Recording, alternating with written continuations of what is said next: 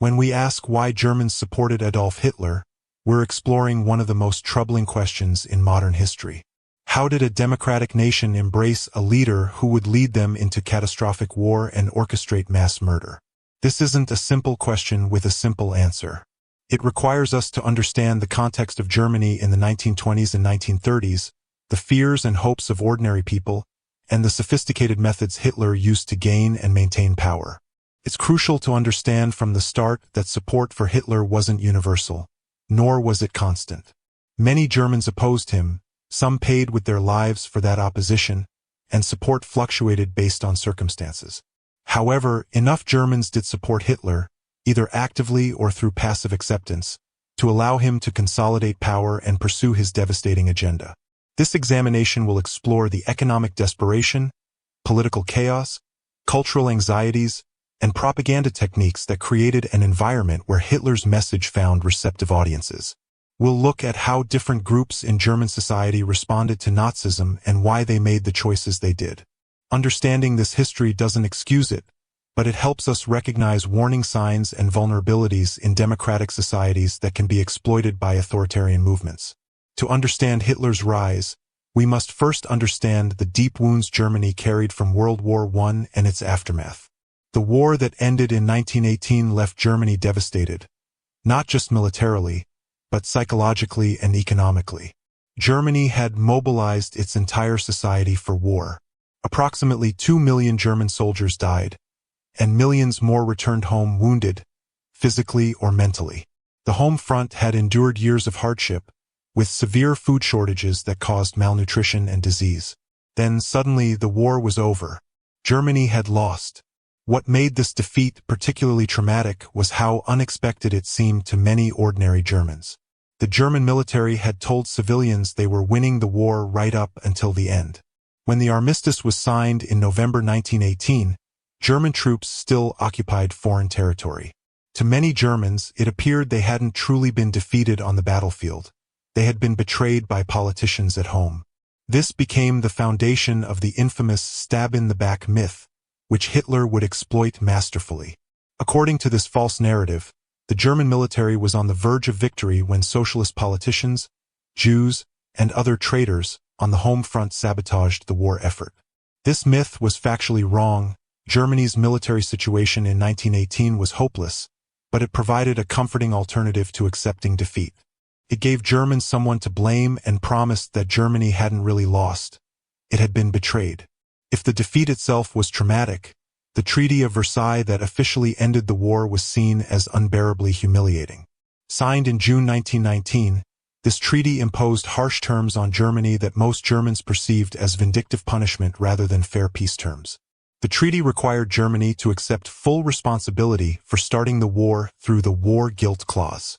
This clause wasn't just symbolically offensive, it was the legal basis for demanding reparations. Germany was ordered to pay enormous sums to the Allied powers, though the exact amount wasn't immediately specified. When it was finally set in 1921, the figure was 132 billion gold marks, a staggering amount equivalent to hundreds of billions of dollars today. Germany also lost significant territory.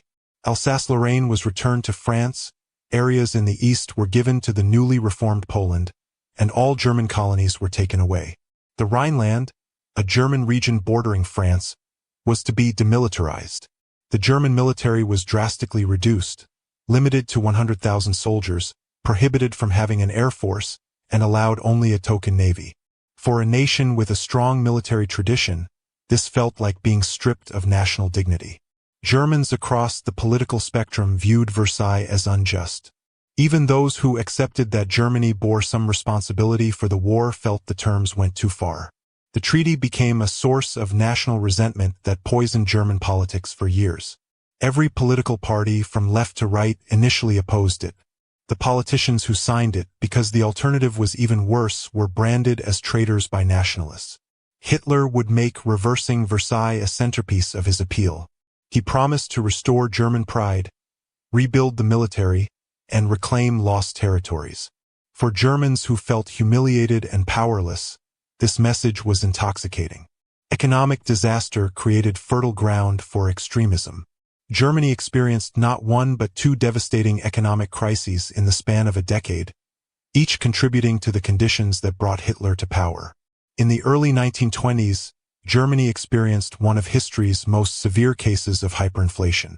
The value of German currency, the mark, collapsed completely. To understand the scale, in 1914, $1 was worth about 4 marks.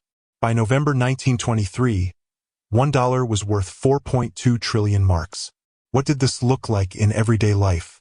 People would go to work in the morning, receive their wages at lunch, and immediately rush to spend them because by evening the money would be worth significantly less.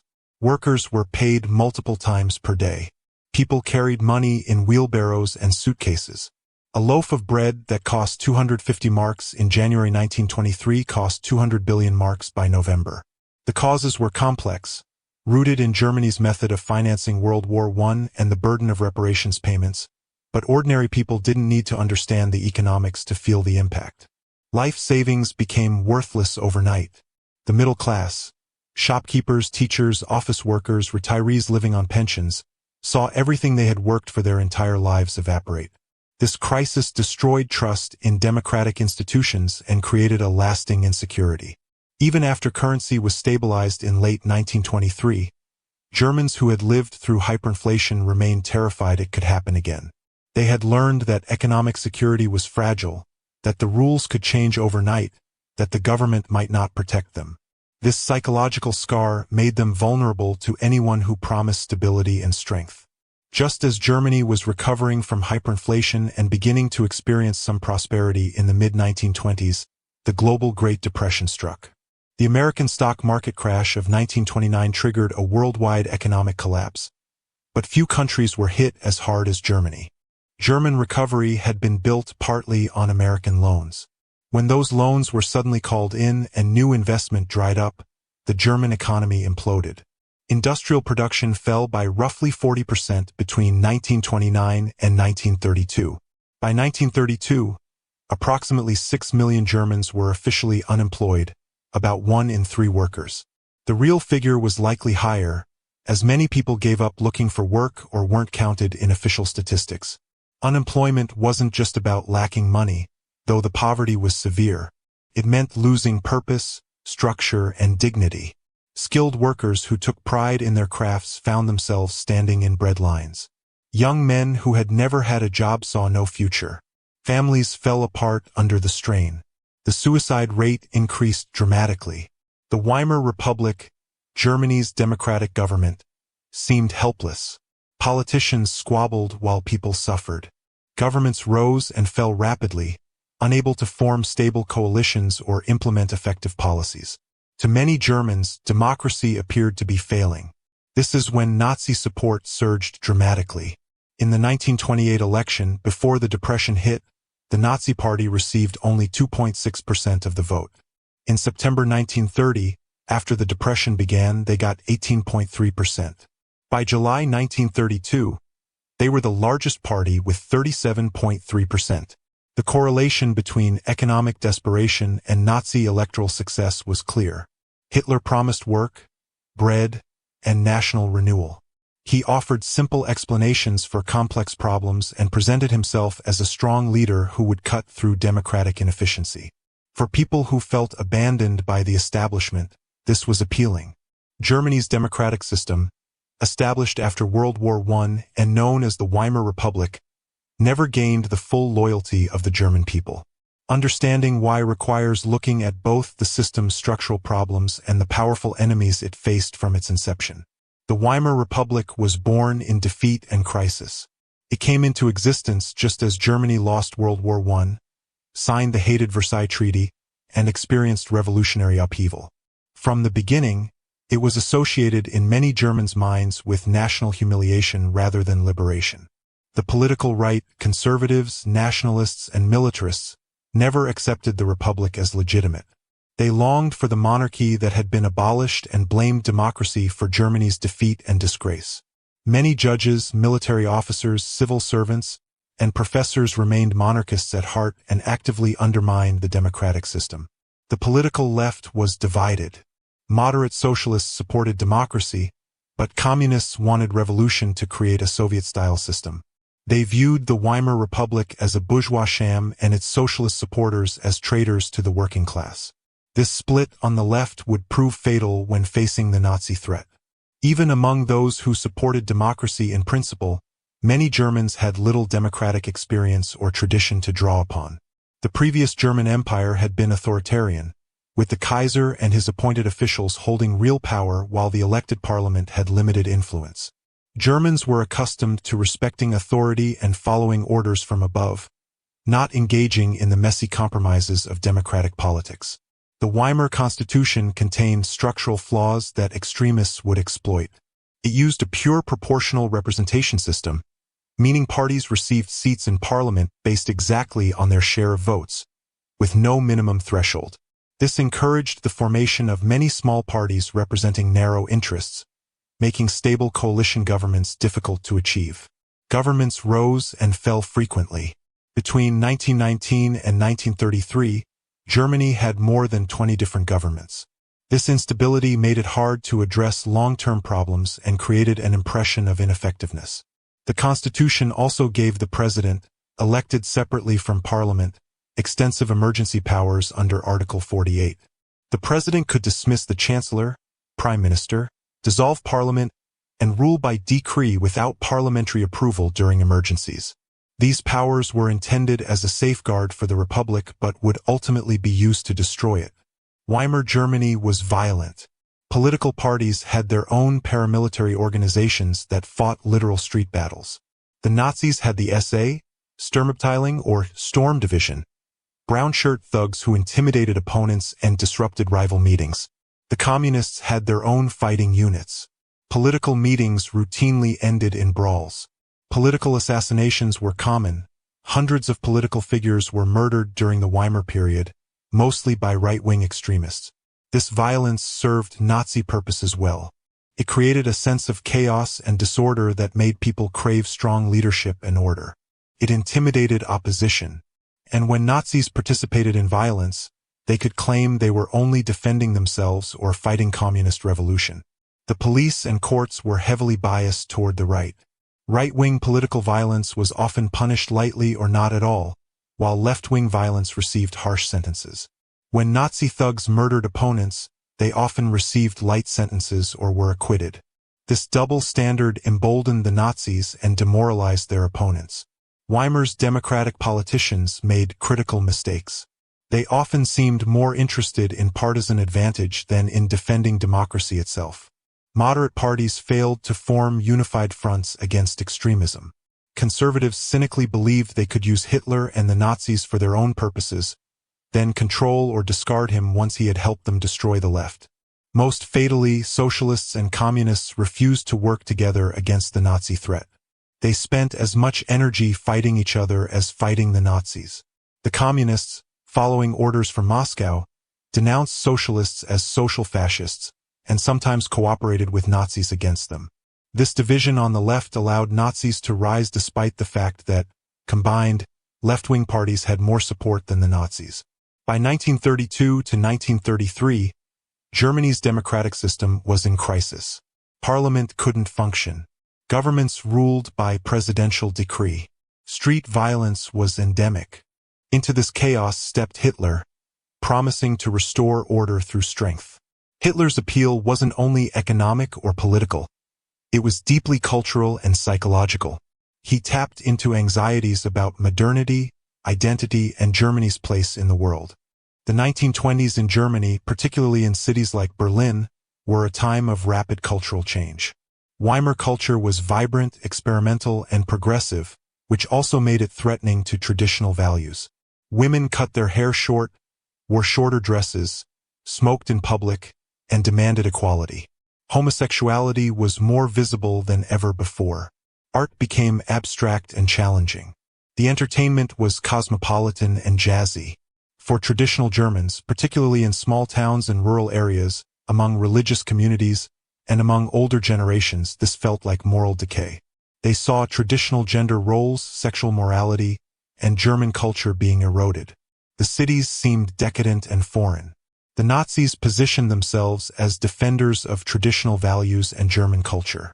They promised to restore traditional family structures, with men as strong providers and women as mothers. They denounced degenerate modern art and entertainment. They offered a vision of a pure, harmonious national community based on shared blood and soil. Germans were searching for a renewed sense of national purpose and pride after the defeat and humiliation of World War I. The Weimar Republic offered democracy and individual rights, but to many, this seemed weak and uninspiring compared to the promise of national greatness. Hitler offered something emotionally powerful, a vision of Germany as a great nation with a special destiny. He promised not just economic recovery or political stability, but national resurrection. Germany would rise from defeat to reclaim its rightful place as a great power. Germans would unite as one people, overcoming class and regional divisions. This message of the national community, Volksgemeinschaft, was central to Nazi appeal. It promised that Germans would no longer be divided by class conflict or political factions. Instead, they would work together for the common good of the nation. The reality was far different. Nazi Germany was riven by competition and conflict, but the promise was emotionally appealing, especially to people exhausted by Weimar's political fragmentation. A dark but crucial element of Nazi appeal was offering someone to blame for Germany's problems. Hitler's worldview was built on anti-Semitic conspiracy theories that blamed Jews for virtually everything wrong with Germany and the world. Anti-Semitism had deep roots in European, including German, society long before Hitler. Jews had faced discrimination and persecution for centuries based on religious prejudice. In the late 19th century, racial anti-Semitism emerged, which defined Jews as an unchangeable biological race rather than a religious group. Hitler radicalized and systematized this anti-Semitism into a total worldview. He portrayed Jews as a parasitic race secretly controlling both capitalism and communism, responsible for Germany's defeat in World War I, for economic crises, for cultural decay, for everything negative. This conspiracy theory was factually absurd. Jews were a tiny minority in Germany, less than 1% of the population with no unified agenda, but it provided a simple explanation for complex problems. Why did this resonate? Several reasons. First, scapegoating is psychologically comforting. It's easier to blame a specific enemy than to grapple with complex, impersonal forces like global economics. Second, anti-Semitism gave Germans a way to feel victimized rather than guilty. Instead of confronting Germany's responsibility for the war and its atrocities, they could claim Germany was the real victim of a Jewish conspiracy. Third, anti-Semitism was already present in German society, so Hitler was activating and intensifying existing prejudices rather than creating new ones. Not all Germans were anti-Semitic, and levels of anti-Semitism varied considerably. Many Germans who voted for Hitler were more motivated by economic concerns than by anti-Semitism. However, the prevalence of at least casual anti-Semitism in German society meant that Hitler's anti-Semitic message didn't disqualify him for most voters, and for a significant minority it was a positive attraction. Hitler and the Nazis were masters of propaganda and understood how to manipulate public opinion using modern mass media and psychological techniques. Their success wasn't just about their message, but about how they delivered it. Hitler was an extraordinarily effective public speaker. His speeches were carefully staged theatrical events designed to overwhelm reason with emotion. He would arrive late, building anticipation. The venue would be filled with Nazi flags and symbols. The crowd would be primed with music and preliminary speakers. Then Hitler would appear to dramatic effect. His speaking style evolved throughout his speeches. He would begin slowly and quietly, building tension. His voice would rise and fall, his gestures become more dramatic. He would work himself and his audience into a frenzy, ending with shouted slogans that the crowd would roar back. People who attended described feeling swept up in a collective emotional experience unlike anything else. Hitler's message in these speeches was often vague on specifics but powerful on emotion. He painted vivid pictures of Germany's suffering and enemies, then promised salvation through national unity and strength. He used simple language, repetition, and absolutist thinking, no nuance, no complexity, just clear divisions between us and them, good and evil, strong and weak. Many Germans who didn't attend Nazi rallies or hear Hitler speak in person still encountered his carefully crafted public image through newsreels, radio, and photography. The Nazis understood that, in the age of mass media, image was crucial. Hitler was portrayed as Germany's savior, strong, determined, incorruptible, devoted entirely to the nation. Goebbels and the propaganda machine. Joseph Goebbels, Nazi propaganda chief, was a genius at manipulation. Once the Nazis took power, he took control of all media, culture, and information in Germany. Radio, newspapers, films, books, education, art, music. Everything became a tool for indoctrination. The propaganda wasn't crude or obviously manipulative, at least not always. Sometimes it was subtle, embedded in entertainment and cultural products. A romantic film might include a subplot supporting Nazi racial theories. A news story might be presented in a way that reinforced Nazi narratives without obvious editorializing. Constant exposure to these messages normalized Nazi ideas. Goebbels also understood the power of spectacle. The Nazis staged massive rallies, particularly the annual Nuremberg rallies, which were elaborate productions involving hundreds of thousands of participants. These events were designed to create feelings of power, unity, and historical destiny. They were filmed by talented directors like Leni Riefenstahl and distributed as propaganda showcasing Nazi strength and organization. A crucial element of Nazi control was eliminating alternative sources of information. Once in power, the Nazis quickly shut down opposition newspapers, arrested opposition politicians, and banned opposition parties. They controlled what Germans could read, hear, and watch. This created an echo chamber where Nazi messages were constantly reinforced and competing ideas were unavailable. Over time, this affected even people who had initially been skeptical. When you hear the same messages repeatedly with no contrary voices, they begin to seem like common sense. The Nazis also created an atmosphere where publicly disagreeing was dangerous, which made people hesitant to express doubts even in private, reinforcing the impression that everyone agreed. The propaganda also exploited people's desire to believe. After years of defeat and humiliation, Germans wanted to believe they could be great again. After economic suffering, they wanted to believe prosperity was returning. The Nazis told people what they wanted to hear, and people were willing to overlook troubling aspects of the regime because they wanted the promises to be true. The Nazis were skilled at creating the appearance of success. When they came to power in 1933, the Depression was already ending globally. The Nazis claimed credit for economic recovery that would have happened anyway. They focused on visible projects, building highways, autobahns, staging impressive events that created the impression of dynamism and achievement. They also manipulated statistics and controlled information about problems. Unemployment figures improved partly because women and Jews were removed from unemployment roles. Men were conscripted into the military, and some unemployed were forced into labor programs. But average Germans only saw that unemployment was falling, which seemed to validate Nazi competence. This created a self-reinforcing cycle. The Nazis claimed they were making Germany great again, created evidence that seemed to support this claim, and Germans who wanted to believe it accepted the evidence uncritically. Success bred success, at least until it all collapsed in the catastrophe of World War II. Nazi support wasn't uniform across German society.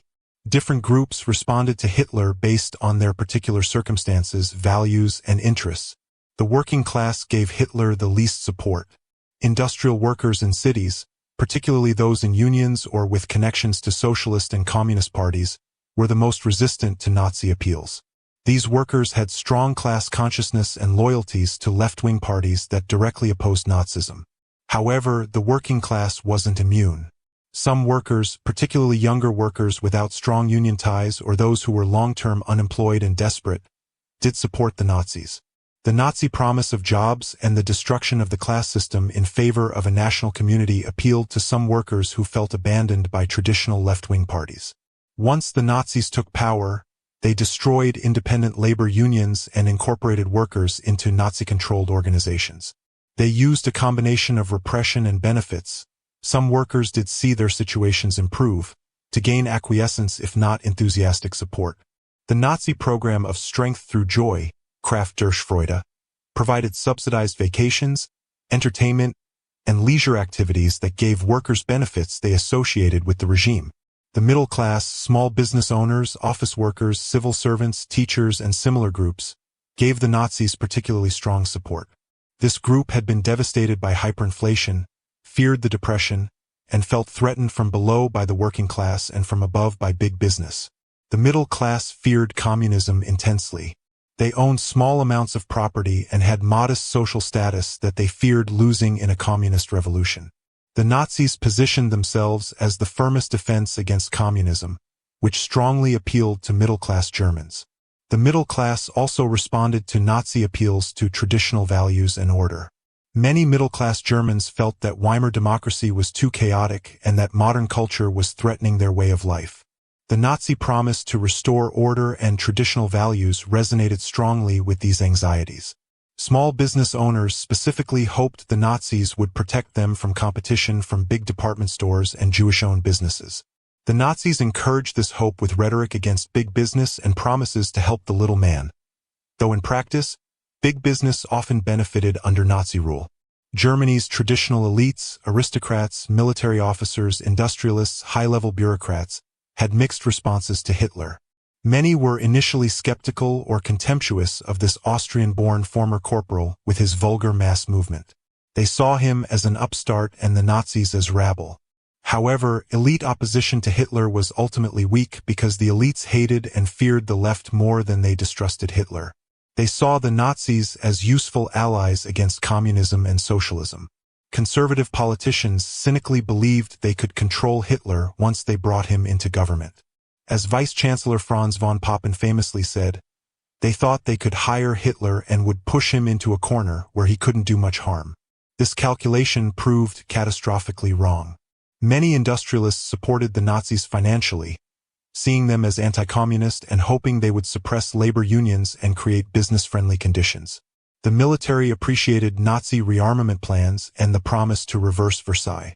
Bureaucrats hoped for a stable, strong government after years of chaos. Once Hitler was in power, most elites accommodated themselves to the regime.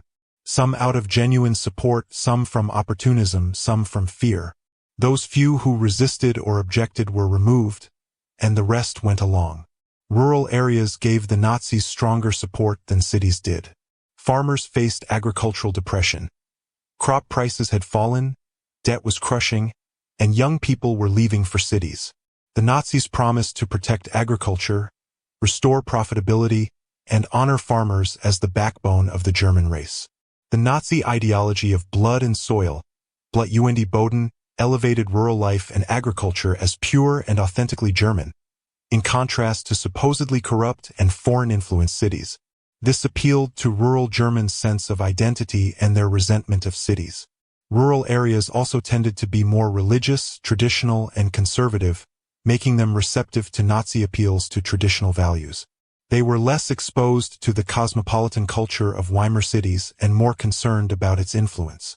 Young Germans were particularly vulnerable to Nazi appeals. Young people who came of age during Weimar had experienced only defeat, crisis, and chaos. They had little attachment to the previous system and were searching for purpose and direction. The Nazis offered young people a sense of purpose and belonging. The Hitler Youth and similar organizations gave young people structure, activities, adventure, and a feeling of being part of something important. The Nazi emphasis on youth, building a new Germany that would last 1,000 years, made young people feel they were the future. Nazi ideology's emphasis on action, vitality, and struggle appealed to youthful energy and idealism. Young people were less fixed in their views and more susceptible to indoctrination. Many were genuinely enthusiastic about Nazism rather than simply going along. Women's relationship to Nazism was complex.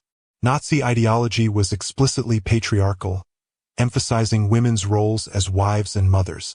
The Nazis opposed women's equality and wanted to remove women from professional life and politics. Despite this, many women supported Hitler. Some conservative women agreed with traditional gender roles and welcomed the Nazi emphasis on motherhood. The regime honored mothers with medals and benefits, which some women appreciated. Some women were attracted to Hitler personally, seeing him as a strong, protective figure. Women in professional positions or with modern lifestyles generally opposed the Nazis, but they were a minority.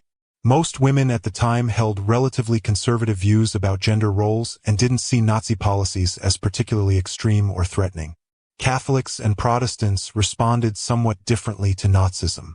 The Catholic Church initially opposed the Nazis, but signed a concordat with Hitler's government in 1933 that supposedly protected Catholic institutions in exchange for the Church staying out of politics. Many ordinary Catholics supported Hitler despite Church reservations, particularly based on anti-communism. Protestants were divided. The established Protestant churches largely accommodated Nazism. Some Protestant clergy enthusiastically supported the regime and tried to create a unified Nazi-friendly Reich Church.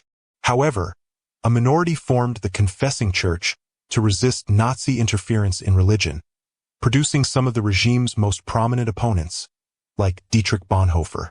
Both religious communities ultimately proved more willing to compromise with evil than their principles should have allowed. With exceptions, religious institutions largely failed to provide moral resistance to Nazism. Understanding why Germans supported Hitler requires understanding that once he gained power, opposition became increasingly difficult and dangerous. The Nazis systematically eliminated alternatives and created conditions where conformity was the path of least resistance. Hitler became Chancellor, Prime Minister, on January 30, 1933, through a legal, constitutional process. President Hindenburg appointed him after a series of failed governments, and conservative politicians convinced Hindenburg they could control Hitler. This was a critical moment. Hitler gained power legally, which gave him legitimacy. The Nazis immediately began consolidating power. Just weeks after Hitler became Chancellor, the Reichstag, Parliament building, burned down. The Nazis blamed communists, though the true cause remains disputed. Hitler used this emergency to convince Hindenburg to issue the Reichstag Fire Decree, which suspended most civil liberties and constitutional protections. In March 1933, the Nazis pushed through the Enabling Act, which gave Hitler's government the power to make laws without parliamentary approval for 4 years. This act passed with support from conservative and center parties who believed they were voting for temporary emergency measures. With this act, Hitler had legal authority to rule as a dictator.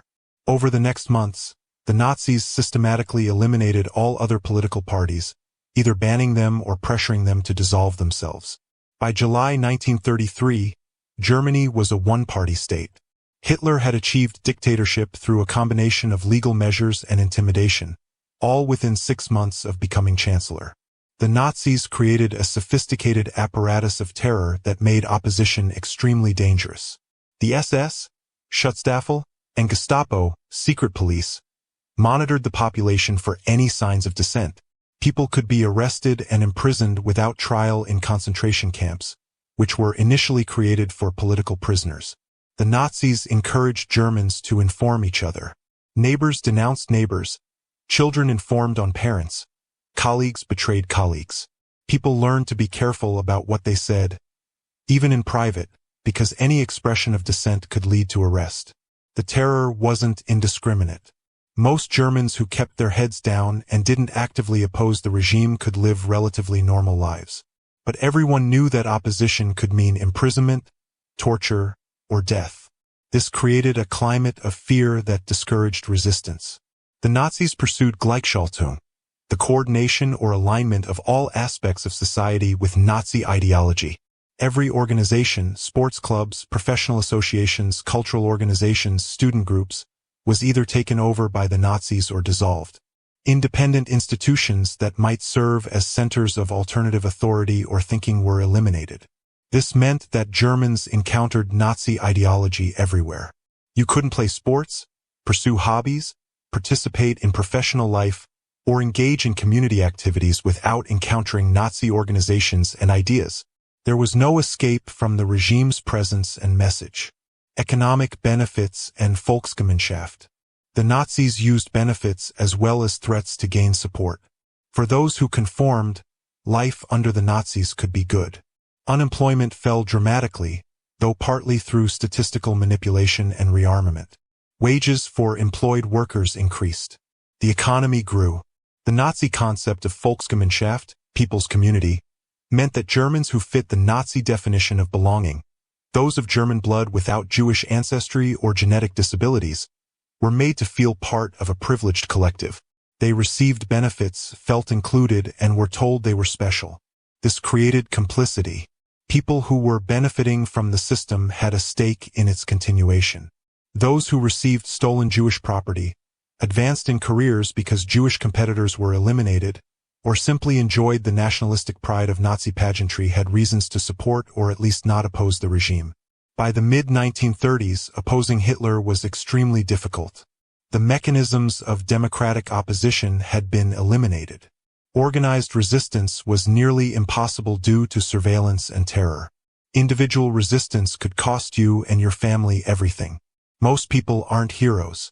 When the cost of resistance is this high and the chances of success seem so low, most people choose survival and adaptation. They tell themselves that things aren't so bad, that they can't change anything anyway, that they have to think of their families. These are very human responses to impossible situations. The Nazis also made opposition psychologically difficult by creating gradual escalation. Each step seemed small enough that people told themselves this wasn't the moment to risk everything. By the time the full horror became apparent, the mechanisms of terror were so complete that resistance seemed futile. Understanding why Germans supported Hitler doesn't lead to a single, simple answer. It was a constellation of factors: economic desperation, political chaos, cultural anxiety, skillful propaganda, structural vulnerabilities in democracy, and ultimately state terror, that created conditions where enough Germans either actively supported or passively accepted Hitler to allow him to consolidate power and pursue his catastrophic agenda. The economic crisis was crucial. The trauma of hyperinflation followed by the Great Depression created desperation and destroyed faith in existing institutions. People suffering economically are vulnerable to extremist appeals, particularly those promising quick solutions and strong leadership. Hitler's support surged during the economic crisis and might never have reached power-taking levels without the Depression. However, the economic crisis alone doesn't explain Hitler. Other countries experienced the Depression without turning to genocide. Germany's specific historical circumstances, defeat in war, the Versailles Treaty, the weakness of democratic traditions, combined with the economic crisis in a particularly toxic way. The weakness of Weimar democracy was critical. A political system unable to provide stable government, perceived as imposed by victors and associated with national humiliation, opposed by powerful forces on both right and left, was vulnerable to authoritarian appeals. The failure of democratic politicians to unite against extremism, and particularly the fatal division between socialists and communists, allowed the Nazis to triumph despite never winning a majority in a free election. The cynicism of conservative elites who thought they could use and control Hitler proved catastrophic. This teaches us that extremists cannot be controlled by bringing them into power and that democratic norms, once broken, are difficult to restore. The cultural and psychological factor. Hitler offered answers to deeper questions of identity, purpose, and meaning. In a world that seemed chaotic and threatening, he provided certainty. For a nation that felt humiliated, he promised restoration of greatness. For people anxious about modernity, he offered a return to supposedly traditional values. For those looking for someone to blame, he provided scapegoats. The appeal to emotion over reason, to tribal identity over universal principles, to resentment over hope, proved powerful. This teaches us to be wary of leaders who trade in fear and division, who offer simple answers to complex problems, who identify scapegoats rather than addressing root causes. The Nazis' mastery of modern mass media and propaganda techniques was unprecedented. They understood how to manipulate public opinion, create compelling narratives, control information, and stage spectacles that overwhelmed critical thinking. Once in power, they created a total information environment where alternative voices were eliminated. This teaches us about the importance of free media, diverse information sources, and critical thinking skills. In an age of social media and sophisticated manipulation techniques, understanding how propaganda works is more important than ever. Ultimately, millions of individual Germans made choices, some to actively support evil, some to passively accept it, some to look away. Most weren't evil people. Many convinced themselves they were choosing the lesser evil or that they couldn't make a difference. They prioritized their own security and that of their families over the suffering of others. They rationalized and compartmentalized. This teaches us about the importance of moral courage and the danger of moral compromise. Small compromises lead to larger ones. Staying silent when others are targeted makes it easier to stay silent when the targeting escalates. As the theologian Martin Niemöller, who initially supported Hitler before becoming an opponent, later reflected, "First they came for the socialists and I did not speak out because I was not a socialist. Then they came for the trade unionists and I did not speak out because I was not a trade unionist. Then they came for the Jews and I did not speak out because I was not a Jew. Then they came for me, and there was no one left to speak for me." It's essential to remember that not all Germans supported Hitler. Many opposed him from the start and paid with their lives. Others became disillusioned and resisted, even knowing the likely consequences.